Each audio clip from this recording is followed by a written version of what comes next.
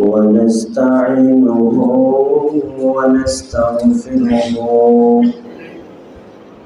ونؤمن به ونتوكل عليه ونعوذ بالله من شرور أنفسنا ومن سيئات أعمالنا من يهده الله فلا مضل له ومن يضلله فلا هادي له ونشهد أن لا إله إلا الله وحده لا شريك له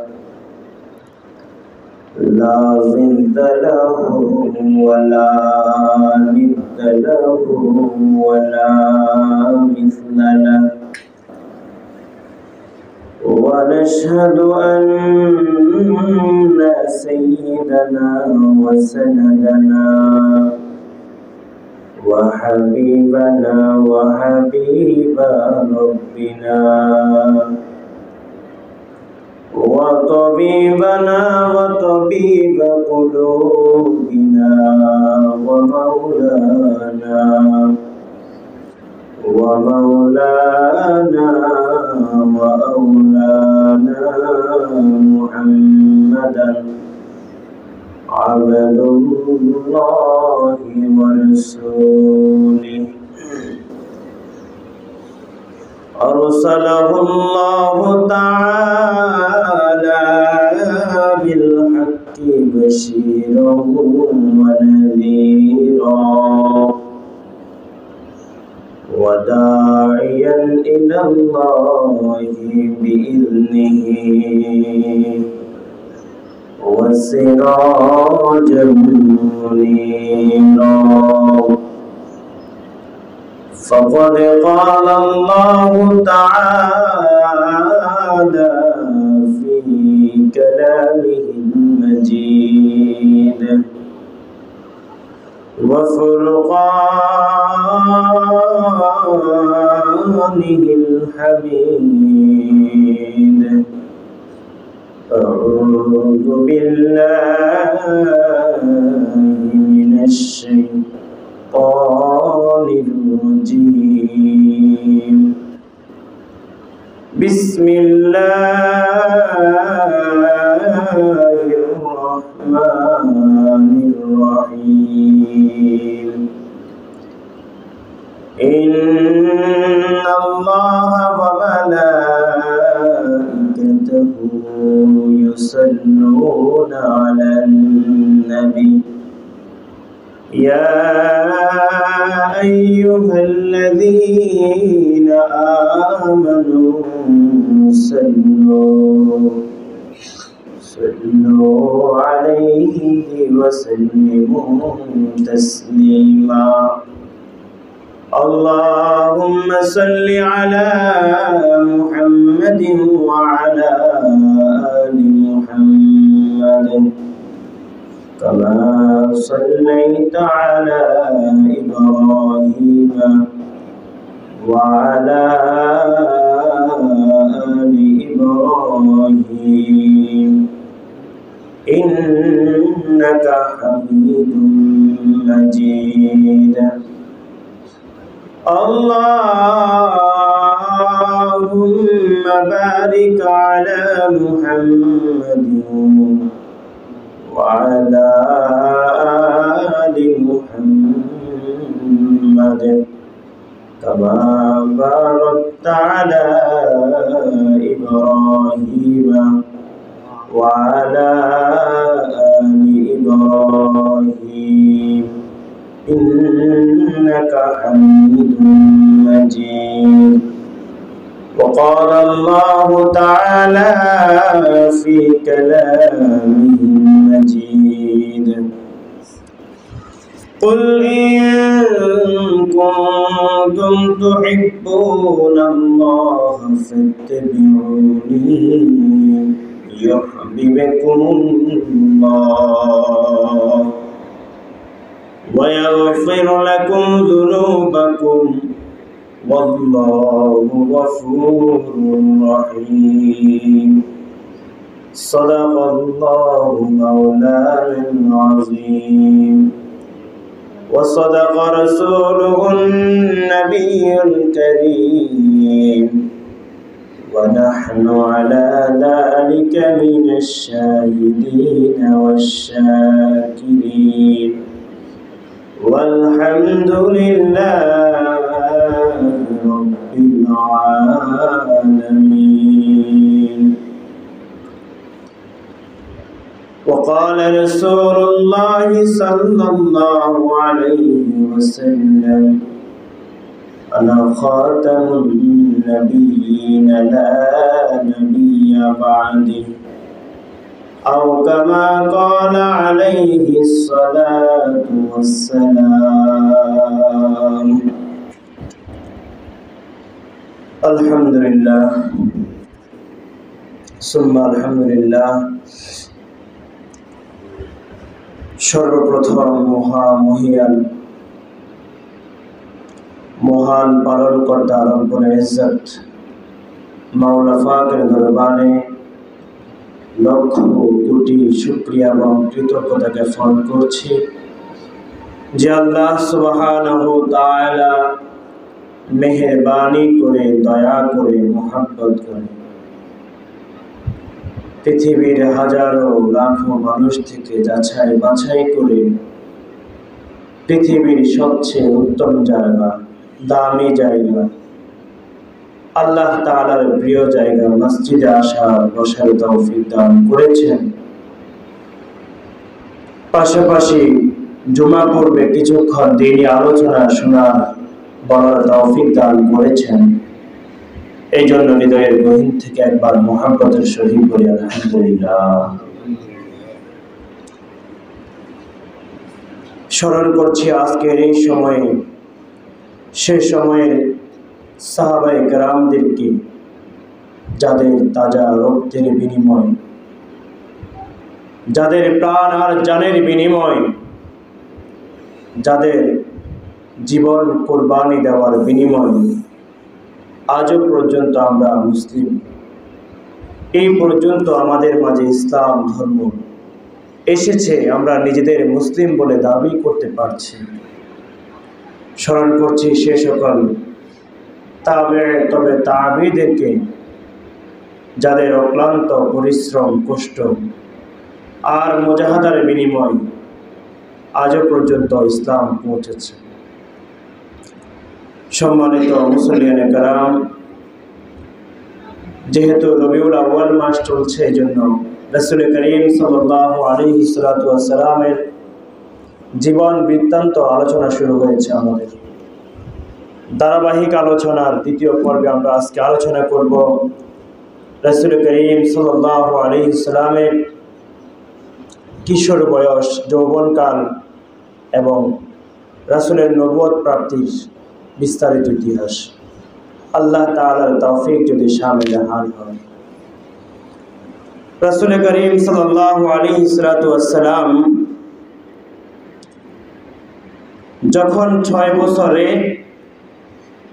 অবতীর্ণ হয়েছেন, 6 বছরে যখন উপনীত হয়েছেন, তখন পৃথিবীর সবচেয়ে আপন মানুষ যিনি ছিলেন, মমতাময়ী মা এই পৃথিবী ছেড়ে চলে যান।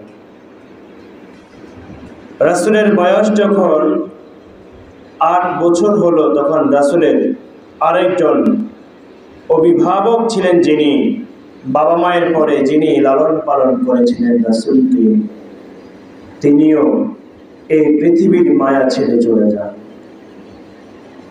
সেই ছেলেটি বোঝে যার ছোটবেলায় মা বাবা মারা যায়, এই পৃথিবী কত কঠিন, এই পৃথিবীর মানুষগুলোর আত্মা কত কঠিন হয়ে থাকে, তারাই বুঝে থাকে। যার বাবা নাই, মা নাই, বলতে গেলে পৃথিবীতে তার কোনো দামও নাই।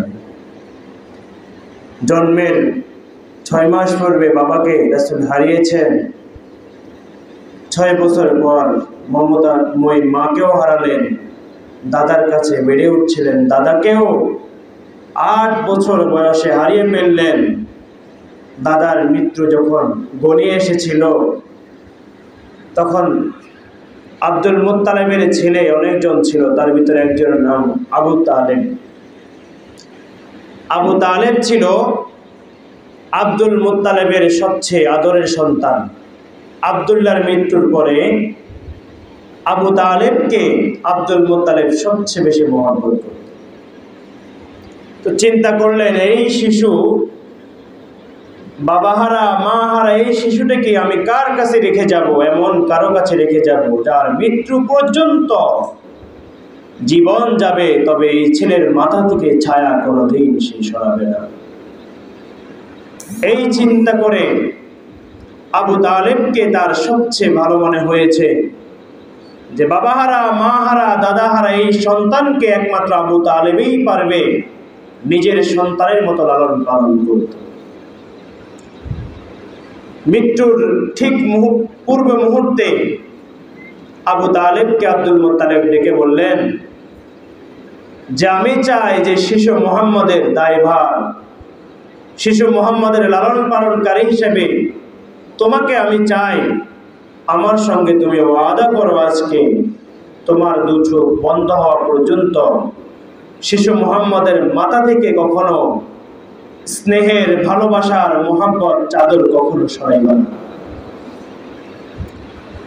নিজের সন্তানদেরকে যেমন করে তুমি মোহাব্বত করে থাকো, এর চাইতেও কয়েক গুণ বেশি এই শিশুকে তুমি মোহাব্বত করতে হবে। আবু তালেব বাবার হাতে হাত রেখে বললেন, আব্বাজান আপনি চলে যাচ্ছেন পৃথিবীর মায়া ছেড়ে। খোদার কসম করে বলতেছি যে শিশু মুহাম্মদ আমার জীবিত অবস্থায় কোনোদিন তার মা অথবা বাবা নেই এটা অনুভব করতে পারবে না। আমি আমার জীবনের সর্বত্র দিয়ে, জীবনের সব কিছু দিয়ে এই শিশু মুহাম্মদকে বুকে আগলে ধরব। তার মোহাব্বত আমার থেকে কোনোদিন 1 সেকেন্ডের জন্যও কমবে না। সেটা সত্যিই হয়েছিল।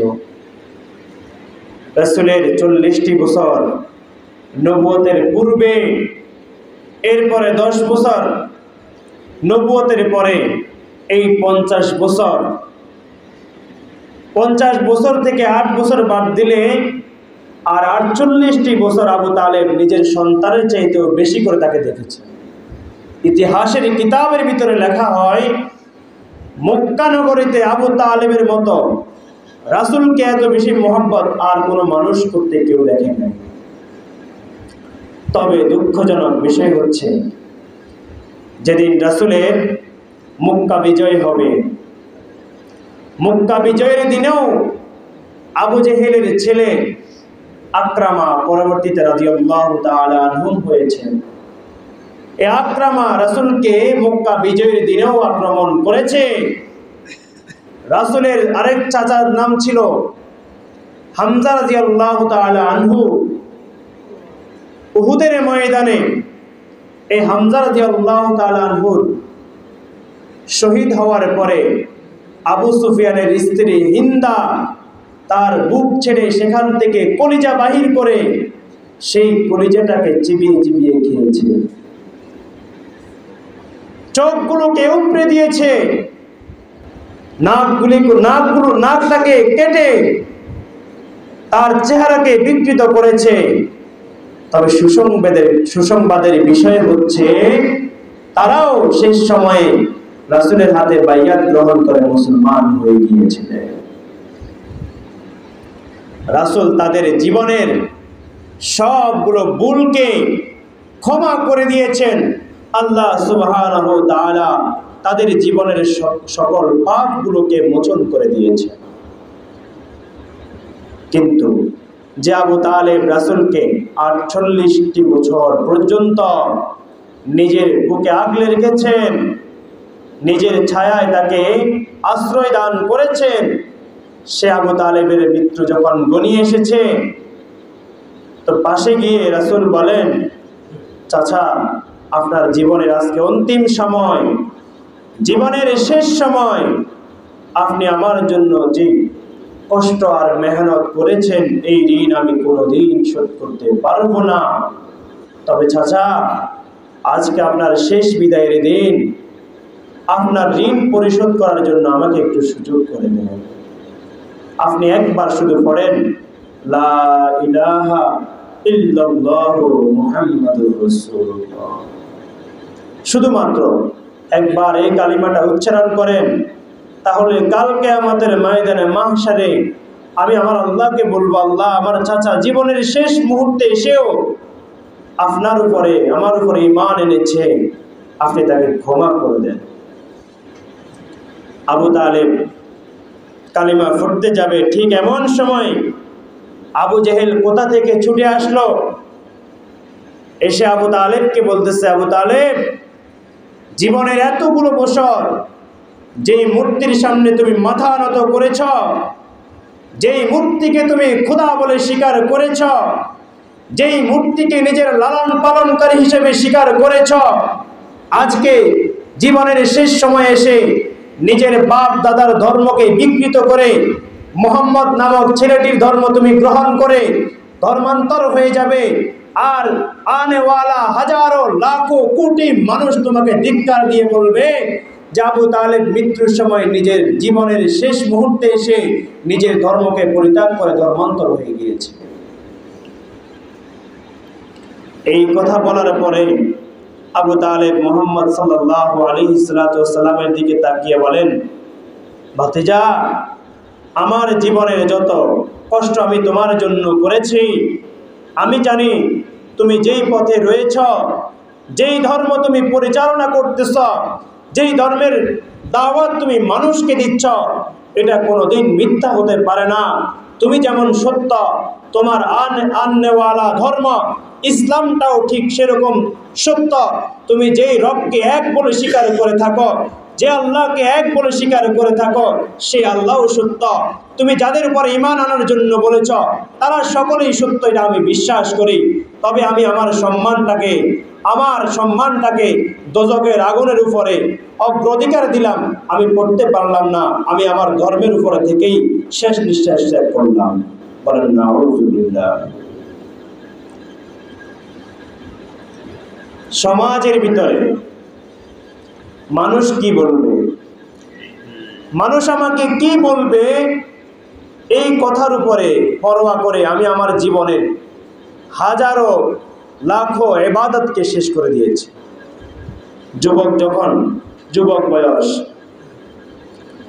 তখন একটু মুখে দাড়ি রাখলে, একটু মসজিদে গেলে, একটু ইসলামিকভাবে চলতে গেলে আশপাশে মানুষেরা বলে, কি রে, এখনো কি ওই বয়স হয়েছে নি, এখনো কি নামাজ পড়ার বয়স হয়েছে নি, জীবনের শেষ সময় এখনো বাকি আছে, বুড়ো হবা, তারপরে আস্তে আস্তে দাড়িগুলো পেকে যাবে, তারপরে ইসলাম একটু মানার চেষ্টা করিও, বলেনি? এই কথার উপরে মানতে গিয়ে কত যুবক ওই দাড়িগুলো পাকার আগেই শেষ। সম্মানিত মুসলিয়ানে কেরাম, বলতেছিলাম রাসূল করিম সাল্লাল্লাহু আলাইহি সাল্লামের জীবন বৃত্তান্ত। যখন রাসূলের বয়স 10-এর কাছাকাছি হলো, তখন রাসূলের চাচা আবু তালেব সিরিয়ার উদ্দেশ্যে রওনা হবেন ব্যবসা করার জন্য। যেহেতু শিশু মুহাম্মদ এখনো ছোট মানুষ, তাকে এত দূরের সফরে নেওয়াটা ঠিক হবে না, এই জন্য তাকে মক্কাতে রেখেই যখন তিনি ঘোড়াতে উঠলেন অথবা উঠে উঠলেন সিরিয়ার সফর করার জন্য, এমন সময় রাসূল করিম সাল্লাল্লাহু আলাইহি সাল্লাম দৌড়ে এসে আবু তালেবের হাতটা ধরে বলতেছেন, চাচা, ছোটবেলায় মাকে হারিয়েছি, দাদাকে হারিয়েছি, আজকের এই সময় আপনি আমাকে ছেড়ে কত দূর চলে যাচ্ছেন। আমি চাই না, মাকে যেমন করে হারিয়েছি, দাদাকে যেমন করে হারিয়েছি, আপনাকেও আমি হারাতে চাই না। চাচা, আপনি যেখানে যাবেন আমাকে সঙ্গে নিয়েই চলেন, আপনাকে ছাড়া আমি আর 1 মিনিটও থাকতে রাজি নয়। চাচা আবু তালেব চোখের পানি ছেড়ে দিলেন। অতঃপর শিশু মুহাম্মদকে তার সঙ্গে করে নিয়েই সিরিয়ার উদ্দেশ্যে রওনা হয়ে গেলেন। বসরা নামক স্থানে পৌঁছানোর পরে হঠাৎ করে একজন ফাদ্রি, খ্রিস্টান ফাদ্রি ছিল। ওই সময়ের খ্রিস্টানদের ভিতরে অনেক বড় আলেম ছিলেন। তিনি দেখতেছেন মক্কা থেকে এক কাফেলা আসতেছে সিরিয়ার দিকে। বসরাতে আসার পরে ওই কাফেলাকে আসমানের মধ্যে একদল মেঘ এসে তাদেরকে ছায়া দিচ্ছে, যাতে করে ওই মানুষগুলোর, ওই কাফেলার মানুষগুলোর মাথায় রোদের তাপ না লাগে। ফাদ্রি বুহাইরা চিন্তা করতেছেন যে এতগুলো মানুষ এখানে যাচ্ছে, এদের ভিতরে এমন একজন নেককার মানুষ রয়েছে, আল্লাহর প্রিয় কোনো মানুষ রয়েছে, যার জন্য পুরো কাফেলাকে আল্লাহ পাক রব্বুল আলামিন মেঘের মাধ্যমে তাদেরকে ছায়া দান করতেছে। বুহাইরা ফাদ্রি সে চিন্তা করতেছে যে এদের মধ্য থেকে সেই আল্লাহওয়ালা ব্যক্তিটিকে এটা আমার দেখা দরকার, তার একটু দোয়া নিব, আমি তার সঙ্গে মুসাফা করে নিজের জীবনের পাপ মোচন করব। অতঃপর তিনি সবাইকে দাওয়াত দিলেন। কাফেলার যতজন ছিল সবাইকে দাওয়াত দেওয়ার পরে সকলে আসলেন। আসার পরে বুহাইরা পাদ্রী দেখতেছে এদের ভিতরে এমন কাউকে এমন আল্লাহওয়ালা মনে হয় না। জিজ্ঞাসা করতেছে, আপনাদের ভিতরে আর কোনো লোককে আপনারা রেখে আসছেন ওইখানে? বলা, হ্যাঁ, ছোট একটা ছেলে আমাদের কাছে ছিল মুহাম্মদ, তাকে ওই সামানাগুলো পাহারা দেওয়ার জন্য রেখে আসছি। বলেন তো, বিয়েতে খাবারের আয়োজন চলতেছে, খাবার দাবার সব ওকে, দুলা যদি না আসে ওই বিয়ের 2 পয়সার দাম আছে। ঠিক এটাই হয়েছে। যেই রাসূলের জন্য তাদেরকে দাওয়াত দেওয়া হইল, যেই শিশু মুহাম্মদের জন্য তাদেরকে খাবারের আয়োজন করা হলো, সেই মুহাম্মদকে তারা ওইখানে রেখে আসছে। বলে, তাকে নিয়ে আসেন। নিয়ে আসার পরে তার চেহারার দিকে তাকিয়ে চিৎকার দিয়ে বলে উঠল, আমার তো মনে হয় এটা শেষ জামানার নবী হবে। অতঃপর তার কিতাবটা বের করে আনলো। আনার পরে তাওরাতের ভিতরে অথবা ইঞ্জিলের ভিতরে যেভাবে লেখা রয়েছে রাসূলের চোখগুলো কেমন হবে, রাসূলের নাকটা কেমন হবে, রাসূলের চেহারা মুবারক কেমন হবে, তার গঠন কেমন হবে, সবগুলো দেখার পরে সে কসম করে বলতেছে, আল্লাহর কসম করে বলতেছে, এই তো আর কেউ নয়, এ হচ্ছে শেষ জামানার নবী হযরত মুহাম্মদ মুস্তাফা সাল্লাল্লাহু আলাইহি ওয়াসাল্লাম। আবু তালেবকে ডেকে বলতেছে, আবু তালেব, এই শিশুকে সিরিয়াতে নিয়ে যেও না, ওখানে ইহুদিদের বসবাস। কারণ ইহুদিরা যদি জানতে পারে ইহুদিদের ধর্মের ভিতরে শেষ জামানার নবী না এসে কুরাইশদের ভিতরে কেউ একজন এসেছে, তখন এই শিশুকে তারা হত্যা করে ফেলবে। অতঃপর আবু তালেব শিশু মুহাম্মদকে মক্কাতে পাঠিয়ে দিলেন। এটা হচ্ছে সিরিয়ার প্রথম সফর। এটা হচ্ছে কি সিরিয়ার প্রথম সফর। রাসূলের বয়স যখন 25 বছর হলো, পূর্ণ যৌবনকাল, তখন রাসূলুল্লাহ সাল্লাল্লাহু আলাইহি সাল্লাম সিরিয়াতে দ্বিতীয় সফর দিয়েছিলেন। আবু তালেবের বয়স তখন শেষ পর্যায়ে, আগের মতো আর কাজকর্ম করতে পারেন না। যেহেতু ঘরে অনেকগুলো সন্তান, মুহাম্মদ সাল্লাল্লাহু আলাইহি সাল্লামকে ডেকে বলতেছেন, মুহাম্মদ, আমার জীবনের অন্তিম সময় গনিয়ে এসেছে, জানি না আমি কবে চলে যাই। আমি চাই আমার মৃত্যুর পরে তুমি তোমার নিজের উপর নির্ভর হতে পারো। মক্কাতে তখন একজন বড় ব্যবসায়িক মহিলা ছিলেন, যার নাম ছিল খাদিজা। তো খাদিজা তার সম্পদ দিয়ে, তার টাকা পয়সা দিয়ে যারা সত্যিকারের দিন ধর্ম পালন করেনেওয়ালা, যারা আমানতদার, এমন কিছু ছেলে খুঁজতেছে, লোক খুঁজতেছে, তাদেরকে দিয়ে তার ব্যবসা করাইবে। যখন এটা আলোচনা করতেছেন, তো খাদিজার কাছে এই খবরটি পৌঁছানোর পরে তিনি মনে মনে খুব খুশি হলেন। এর আগেই তো মুহাম্মদ সাল্লাল্লাহু আলাইহি সাল্লামকে সারা মক্কার মানুষগুলো আলামিন বলে উপাধি দিয়েছিল, যে এর মতো সত্যবাদী, এর মতো আমানতদার আর মক্কাতে কোনো লোক নাই। যখন তিনি জানতে পারলেন, তিনি লোক মারেফতে খবর পাঠালেন যে মুহাম্মদ যেন আমার সম্পদ থেকে কিছু সম্পদ নিয়ে সিরিয়ার উদ্দেশ্যে রওনা হয়, সেখান থেকে ব্যবসা করে যে লাভ হবে তাকে আমি অন্য লোকদের চাইতেও বেশি লাভ তাকে দেব। রাসূলুল্লাহ সাল্লাল্লাহু আলাইহি সাল্লাম এই কথা শোনার পর রাজি হলেন। ব্যবসার মাল নিয়ে গোলাম মাইসারাকে সঙ্গে নিয়ে, খাদিজার একটা গোলাম ছিল, নাম হচ্ছে মাইসারা, এই মাইসারাকে সঙ্গে নিয়ে সিরিয়ার উদ্দেশ্যে রওনা হলেন। সিরিয়ার উদ্দেশ্যে যখন রওনা হলেন তখন এই গোলাম দেখে যে মুহাম্মদ যে রাস্তা দিয়ে হাঁটে তার উপর দিয়ে একদল পাখি রোদ যেন তার মাথায় না লাগে ওই বরাবর উড়ে উড়ে যায়। কিছু কিছু মেঘ যখন বেশি রোদ হয় তখন তার মাথার উপর এসে ছায়া দান করে। মুহাম্মদ যে রাস্তা দিয়ে হেঁটে যায় সে রাস্তা পা দেওয়ার সঙ্গে সঙ্গে সেটা ভিজা মাটিতে পরিণত হয়ে যায়। সুবহানাল্লাহ। অতঃপর তারা যখন একটা গাছের নিচে বসলেন তো একজন ফাদ্রি, তার নাম হচ্ছে নাস্তুরা, ওই ফাদ্রি এসে যখন দেখলো এই গাছের নিচে একজন লোক বসে আছে তখন দৌড়ে এসে তার চেহারা দিকে তাকিয়ে বলতেছে, তোমার নাম কি মুহাম্মদ? বলে, হ্যাঁ আমার নাম মুহাম্মদ। বলে, তোমার বাবার নাম কি আব্দুল্লাহ? বলে, হ্যাঁ আমার আব্বার নাম আব্দুল্লাহ। তোমার মায়ের নাম কি আমেনা? বলে, হ্যাঁ আমার মায়ের নাম আমেনা। তোমার দেশ কি মক্কা? হ্যাঁ আমার দেশ মক্কা। আমার দেশ মক্কা, আমি সেখানে বসবাস করি।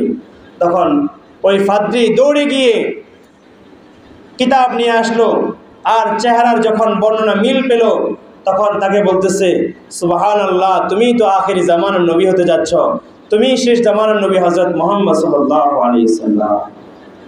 তাহলে নবী হওয়ার আগেই হাজারো সুসংবাদ নবীর কাছে আসতেছিল।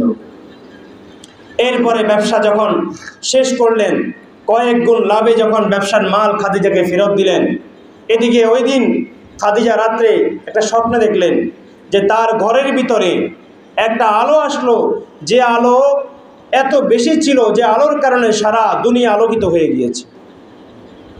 তার একজন চাচা ছিল যার নাম ছিল নওফেল, তার কাছে গিয়ে জিজ্ঞাসা করতেছে যে আমার এই স্বপ্নের তাবির কি? তো তিনি বলতেছেন, এই সূর্য, এই আলো অন্য কেউ নয়, এই আলো হচ্ছে হযরত মুহাম্মদ সাল্লাল্লাহু আলাইহি ওয়াসাল্লাম। আর অতি সত্ত্বে মুহাম্মাদের সঙ্গে তোমার বিবাহ বন্ধনে আবদ্ধ হতে যাচ্ছ। অতঃপর খাদিজা রাদিয়াল্লাহু তাআলা আনহা তার মনের ভিতরে আশা ছিল যাতে করে রাসূল করিম সাল্লাল্লাহু আলাইহি সাল্লামের সঙ্গে এমন একজন আমানতদার ভালো মানুষের সঙ্গে তার বিবাহ বন্ধনটা আবদ্ধ হয়ে যায়। এদিকে আল্লাহ সুবহানাহু ওয়া তাআলা আবু তালেবের মনের ভিতরেও এটা ঢেলে দিলেন যে মুহাম্মদের সঙ্গে খাদিজার বিয়েটা যেন হয়ে যায়। যখন রাসূলের এবং মুহাম্মদের বিবাহ হতে যাচ্ছে তখন রাসূলের বয়স ছিল 25 বছর আর খাদিজা রাদিয়াল্লাহু তাআলা আনহার বয়স ছিল তখন 40 বছর। কত বছর? 40 বছর।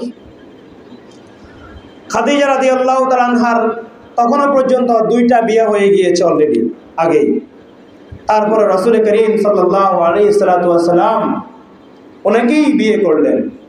এটার দ্বারা বোঝা যায় রাসূলের জীবনে, রাসূলের মনের ভিতরে কোনো খায়েশ ছিল না, রাসূলের মনের ভিতরে কোনো নারী লোভিতা ছিল না। কিন্তু আমরা ইদানিংকালে কি দেখতে পাচ্ছি, ভারতের একজন পুরোহিত বাংলাদেশের সহ হাজারো কোটি মানুষের হৃদয়ে আঘাত দিয়ে বিশ্বনবী মুহাম্মদ সাল্লাল্লাহু আলাইহি সাল্লামকে খারাপ ভাষায় গালিগালাজ করেছে এবং তাকে সাপোর্ট করেছে বিজেপির একজন বড় নেতা। আমরা এটার তীব্র প্রতিবাদ জানাই। আমাদের নবী, আমাদের রাসূল আমাদের হৃদয়ের স্থানে, যার মহব্বত, যার ভালোবাসা আমাদের হৃদয়ে চির আবদ্ধ হয়ে রয়েছে, রাসূলের বিরুদ্ধে কোনো কথা বললে, রাসূলের বিরুদ্ধে কোনো খারাপ মন্তব্য করলে সে আঘাত আমাদের হৃদয়ে এসে লাগে। আমাদের বাবা মাকে আমরা যেমন মহব্বত করি, আমাদের আপনজনদেরকে আমরা যেভাবে মহব্বত করি, আমাদের রাসূলকে এর চাইতেও 1000 গুণ বেশি মহব্বত করে থাকি। এই জন্য রাসূলকে যখন কেউ কিছু বলে তখন হৃদয়ে কি লাগে? বড় আঘাত লাগে। আল্লাহ পাক রব্বুল আলামিন বলেন, কুল ইন কুনতুম তুহিব্বুনাল্লাহ ফাত্তাবিউনি ইউহিব্বুকুমুল্লাহ। রাসূল, আপনি মানুষদেরকে বলে দেন যারা আল্লাহকে মহব্বত করতে চায় তারা যেন আপনাকে মহব্বত করে। সুবহানাল্লাহ বলবেন না? আল্লাহকে মহব্বত করতে হলে কাকে মহব্বত করতে হবে? আগে রাসূলকে মহব্বত করতে হবে। যদি আল্লাহকে মহব্বত করতে মনে চায় রাসূলকে ভালোবাসতে হবে, রাসূলকে মহব্বত করতে হবে। যদি রাসূলকে ভালোবাসেন সেই ভালোবাসাটা কার জন্য হবে? আল্লাহর জন্য হবে। সুবহানাল্লাহ। এরপরে রাসূলের সঙ্গে খাদিজার বিবাহ হয়েছিল এবং রাসূলের যে কটা সন্তান হয়েছিল, বিশেষ করে 4 মেয়ে যাদের ব্যাপারে হাদিসের ভিতরে স্পষ্ট লেখা রয়েছে, সবগুলো খাদিজা রাদিয়াল্লাহু তাআলা আনহার থেকেই হয়েছে। রাসূল খাদিজাকে কেমন মহব্বত করতেন! খাদিজার জীবদ্দশায় যতদিন পর্যন্ত খাদিজা ছিলেন রাসূল দ্বিতীয় বিয়ে করেন নাই। খাদিজার মৃত্যুর পরে রাসূল অন্য বিবাহ করেছিলেন এবং রাসূলের এই খাদিজা থেকে রাসূল এবং খাদিজা থেকে যে 4টি মেয়ে জন্মগ্রহণ করেছে তাদের নাম হচ্ছে জাইনাব, উম্মে কুলসুম, রুকাইয়া এবং ফাতেমা রাদিয়াল্লাহু তাআলা আনহা। বিস্তারিত ইতিহাস বলতে গেলে তাদের কার সঙ্গে কার বিবাহ হয়েছিল অনেক সময় লাগবে, যে নদীকে যাচ্ছি না। এরপরে রাসূল করিম সাল্লাল্লাহু আলাইহি সাল্লামের বয়স যখন 40 বছর উপনীত হলো তখন রাসূল করিম সাল্লাল্লাহু আলাইহি সাল্লাম আল্লাহ তাআলার ধ্যান করার জন্য, আল্লাহ তাআলাকে কাছে পাওয়ার জন্য হেরা গুহা নামক একটা গুহায় চলে যেতেন। পাহাড়ের ঠিক উপরে, অনেক উপরে, যারা হজে গিয়েছেন তারা দেখেছেন, অনেক উপরে হেরা গুহায় গিয়ে তিনি নির্জনে আল্লাহ সুবহানাহু ওয়া তাআলার ইবাদত বন্দেগীতে নিজের জীবনের সময়গুলোকে কাটাতেন। তা একদিন তিনি এভাবে আল্লাহ তাআলার ইবাদত বন্দেগী করতেছেন, এমন সময় আসমান থেকে হযরত জিবরাইল আলাইহিস সালাতু ওয়াস সালাম এসে ওই গুহাতে অবতীর্ণ হলেন। গুহাতে আসলেন, আসার পরে প্রথম কালাম ছিল ইকরা। রাসূলকে বলতেছেন ইকরা, অর্থ আপনি পড়ুন। রাসূল তখনও পর্যন্ত কারো কাছে শিক্ষা গ্রহণ করেন নাই, কারো কাছ থেকে শিক্ষা নেন নাই। আল্লাহ সুবহানাহু ওয়া তাআলার ইচ্ছায় যে একমাত্র আমার ছাত্র হবে, আমি যাকে পড়াইবো, রাসূল করিম সাল্লাল্লাহু আলাইহি সাল্লামকে, রাসূল করিম সাল্লাল্লাহু আলাইহি সাল্লামের ওস্তাদ একমাত্র আল্লাহ ছাড়া পৃথিবীর আর কেউ হবেন না। এই জন্য 40 বছর পর্যন্ত আল্লাহ ছাড়া রাসূল কারো থেকে শিক্ষা আর নেন নাই। তাহলে জিবরাইল আলাইহিস সালাম এসে সর্বপ্রথম রাসূলকে বলতেছেন ইকরা, পড়ুন ইয়া রাসূলুল্লাহ, আপনি পড়ুন। তো রাসূল বললেন লা আকরা আনা উম্মিয়ুন, যে আমি তো পড়তে জানি না, আমি হচ্ছি উম্মি।